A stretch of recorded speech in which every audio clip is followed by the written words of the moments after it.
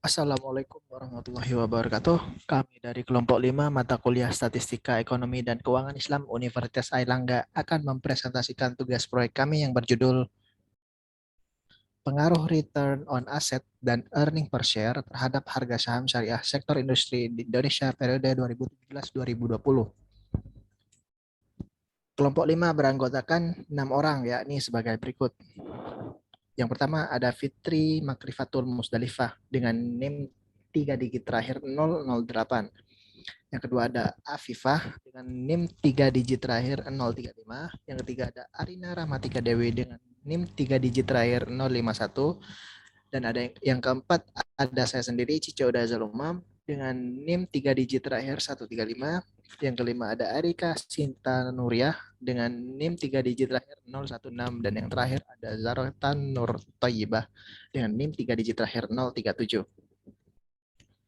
Langsung saja tak perlu lama ke penjelasan tugas proyek kami yang akan dijelaskan para anggota pemateri. Baik, alasan kami dalam memilih judul tersebut karena perkembangan pasar modal syariah di Indonesia mengalami pertumbuhan yang sangat pesat dalam kurun beberapa waktu terakhir. Pertumbuhan pasar modal memiliki peran yang besar dalam mendorong pertumbuhan ekonomi di Indonesia. Nah, salah satunya dengan mengetahui pengaruh return of asset dan earning per share terhadap harga saham syariah. Di sini kami menggunakan dua sektor industri untuk mengetahui seberapa pengaruhnya ROA dan EPS terhadap harga saham perusahaan tersebut. Nah, berikut sektor industri yang akan kami analisis berdasarkan Jakarta Islamic Index. Yang pertama yakni PT Global Mediacom Tbk. Perusahaan tersebut bergerak dalam bidang investasi pada perusahaan-perusahaan yang bergerak dalam bidang usaha media dan telekomunikasi. Yang kedua ada PT Elang Mahkota Teknologi Tbk yang menyediakan layanan komputer pribadi dan memiliki 3 divisi usaha utama yaitu media, telekomunikasi, dan solusi TI serta konektivitas. Selanjutnya yaitu grafik perkembangan saham syariah pada tahun 2017 hingga 2020. Nah, berikut adalah grafiknya dari PT Global Mediacom Tbk yang mengalami penurunan pada tahun 2017 hingga 2020 yang tentunya dialami juga oleh PT Elang Mahkota Teknologi Tbk pada tahun 2017 hingga 2020. Next. Berikut adalah data ROA dan EPS dari PT Global Mediacom Tbk.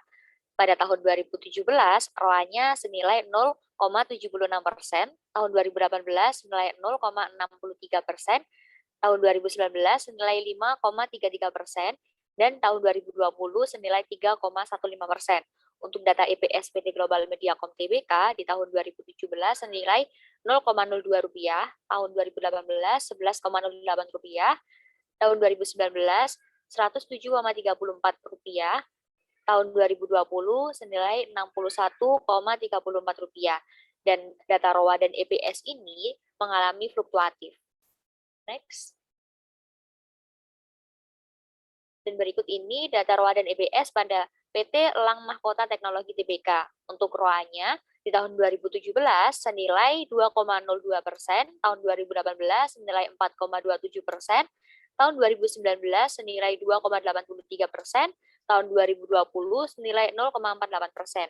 Dan data EPS-nya di tahun 2017 senilai 0,08 rupiah, tahun 2018 senilai 0,12 rupiah, di tahun 2019 senilai 0,08 rupiah, dan di tahun 2020 senilai 0,01 rupiah. Sama halnya dengan PT Mahkota Teknologi dan PT Global Mediacom tadi, bahwa pada PT Mahkota Elang Teknologi ini juga mengalami fluktuatif. Next. Baik, selanjutnya adalah cara-cara mencari data dari proyek kami dengan tahap pertama menyatakan hipotesis 0 dan hipotesis alternatif. Untuk ROA, hipotesis 0 sama dengan 0, artinya ROA tidak mempunyai pengaruh terhadap harga saham. Sedangkan hipotesis alternatifnya tidak sama dengan 0, artinya ROA mempunyai pengaruh terhadap harga saham. Untuk EPS, H0 sama dengan 0, artinya EPS tidak mempunyai pengaruh terhadap harga saham. Sedangkan hipotesis alternatif tidak sama dengan 0, artinya EPS mempunyai pengaruh terhadap harga saham. Dengan kriteria jika T hitung lebih dari T tabel, maka tolak H0 dan terima hipotesis alternatif. Jika T hitung kurang dari T tabel, maka terima H0 dan tolak hipotesis alternatif. Next. Untuk tahap kedua, yaitu tingkat kepercayaan. Dengan tingkat kepercayaan 0,05 atau 5%. Untuk tahap tiganya, statistik pengujian. Untuk mencari nilai statistik pengujian dengan menggunakan distribusi T. Next. Selanjutnya, yaitu pada tahap 4 ini, kita akan merumuskan aturan keputusan. Yang pertama, kita akan merumuskan aturan keputusan pada PT Global Mediacom Tbk. Data ROA pada PT Global Mediacom Tbk ini ditemukan rata-rata senilai 2,47% dengan standar deviasi senilai 0,022 dengan N senilai 4 dan T tabel senilai 3,182. Dan dengan perhitungan statistik ditemukan T hitung senilai 2,208. Nah, pada data EPS PT Global Mediacom Tbk ini ditemukan rata-rata senilai Rp 44,95 dengan standar deviasi senilai 49,422 dengan nilai N sebesar 4 dan T tabel senilai 3,182. Dengan perhitungan statistik ditemukan T hitung senilai 1,818. Next. Selanjutnya, kita akan merumuskan aturan pada PT Elang Mahkota Teknologi. Data ROA pada PT Elang Mahkota Teknologi ini ditemukan nilai rata-rata senilai 2,40% dengan standar deviasi senilai 0,015 dengan N senilai 4, T tabel senilai 3,182 dan dengan perhitungan statistik ditemukan T hitung senilai 3,034. Dan data EPS pada PT Elang Mahkota Teknologi Tbk ini ditemukan nilai rata-rata senilai Rp 0,07 dengan standar deviasi senilai 0,043 dengan N senilai 4 dan T tabel senilai 3,182. Dan dengan perhitungan statistik ditemukan T hitung senilai 3,343. Next. Untuk tahap selanjutnya, yakni kesimpulan. Pada PT Global Mediacom, ROA-nya karena nilai T hitung kurang dari nilai tabel, maka kita terima hipotesis 0 dan kita tolak hipotesis alternatif. Sehingga ROA pada PT Global Mediacom tidak mempunyai pengaruh terhadap harga sahamnya.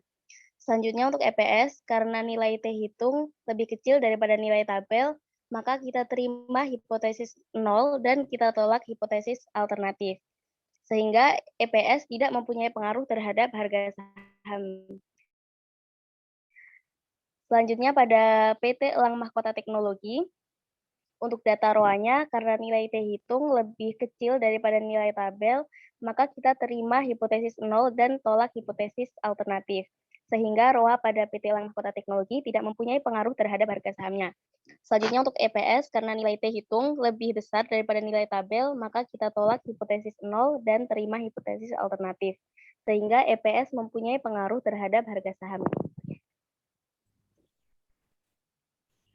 Itu saja penjelasan kami mengenai pengaruh return on asset dan earning per share terhadap harga saham syariah sektor industri Indonesia periode 2017 sampai 2020. Jika ada kesalahan, mohon dimaklumi. Jika ada kelebihan, tolong disyukuri. Sekian dari saya dan yang lainnya. Pamit undur diri dan terima kasih. Wassalamualaikum warahmatullahi wabarakatuh.